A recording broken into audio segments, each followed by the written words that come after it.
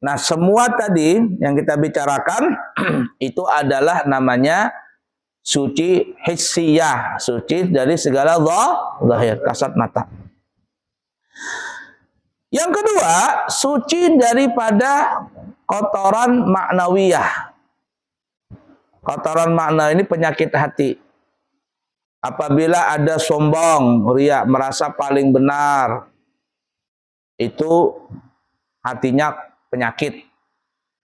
Apa kemarin kita bilang fasad. Itu fasad, itu berarti dia kena rusak, error.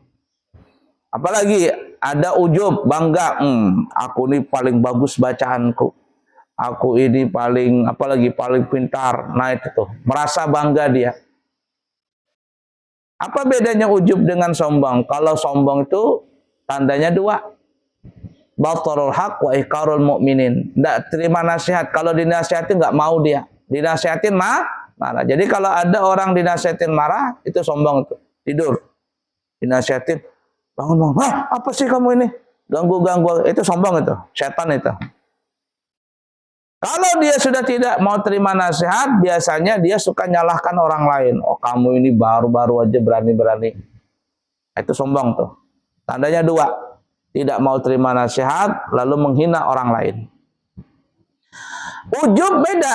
Kalau ujub ini nggak disebutin, cuman dalam hatinya. Salat tahajud sendirian. Aku aja yang salat tahajud ini. Yang lain ini nggak ada yang salat. Apa ini? Wah, tuh timbul rasa bangga. Itu penyakit tuh. Setiap manusia ada penyakit itu. Merasa pintar. Aku aja yang pintar ini, yang lainnya apa ini? Bodoh-bodoh semua ini. Merasa ujub itu. Ujub itu terlalu berbangga diri. Nah, ujub ini kalau tidak didasari dengan syukur, nanti berakibat sombong. Tapi kalau ujub itu dirasakan, ujub itu dibumbui dengan rasa syukur, maka dia nanti menjadi tawadhu. Paham nggak? Nih ya, ujub ini nih, merasa bangga ini. Apabila tidak dibumbui dengan rasa syukur, maka dia akan menjadi sombong. Tapi kalau ujub ini kalau ujub ini apabila dibumbui dengan rasa syukur, maka dia jadi tawadhu. Dia dia tahu, alhamdulillah Allah memberikan saya ilmu. Alhamdulillah Allah memberikan saya kepintaran. Tapi ilmu kepintaran itu bukan menjadikan dia sombong, bersyukur lalu dia rendah diri. Rendah diri itu maksudnya menghargai orang lain. Itulah yang disebut namanya ilmu padi.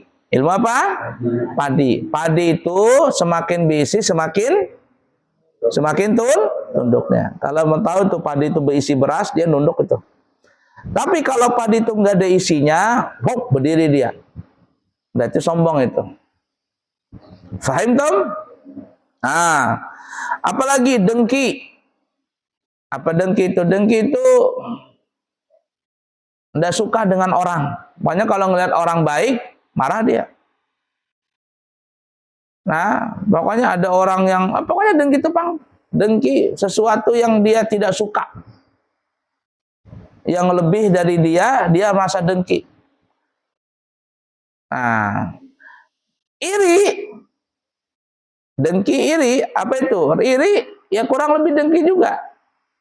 Ya, tapi kalau iri ini umum. Iri ini umum, artinya iri itu bisa jadi baik, bisa jadi jelek. Nah, makanya kata Nabi, la hasada illa fil isnatain. Tidak ada dengki itu, tidak ada iri kecuali ada dua. Ya, ada dua hal iri yang dibolehkan. Pertama, ngelihat orang kaya rajin sedekah. Itu orang kaya, sudah kaya, rajin sedekah. Aku mau seperti dia. Itu enggak apa-apa. Yang kedua, orang berilmu. Dia alim, sudah punya ilmu, ngamalkan lagi akan ilmunya. Kita boleh seperti itu.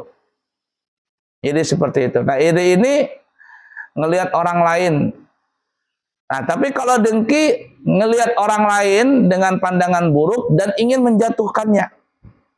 dan ingin menjatuhkan orang itu. Ih, dia ternyata pintar.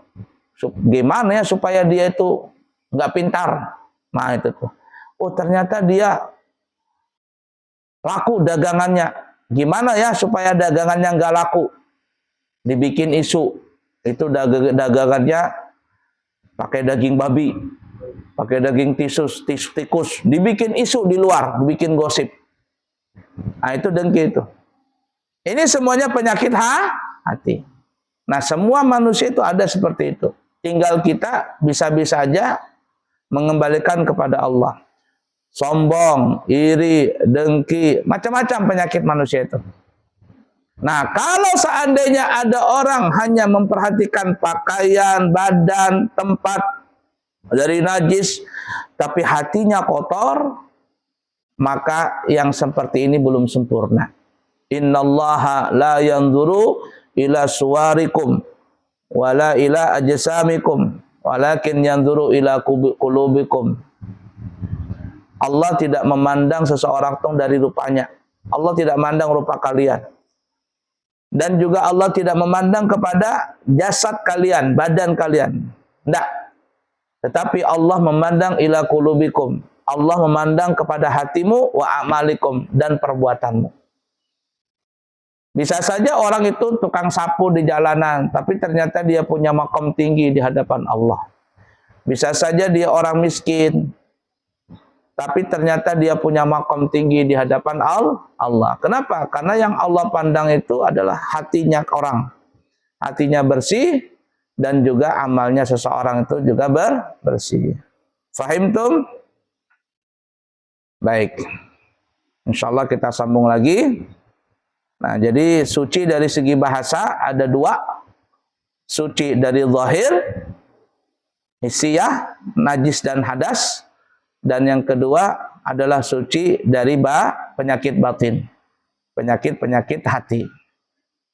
Nah ya, cukup sekian, semoga bermanfaat. Subhanakallahumma bihamdika asyhadu an la ilaha illa anta astaghfiruka wa atubu ilaik. Wallahu a'lam bishawab. Walhamdulillahi rabbil alamin.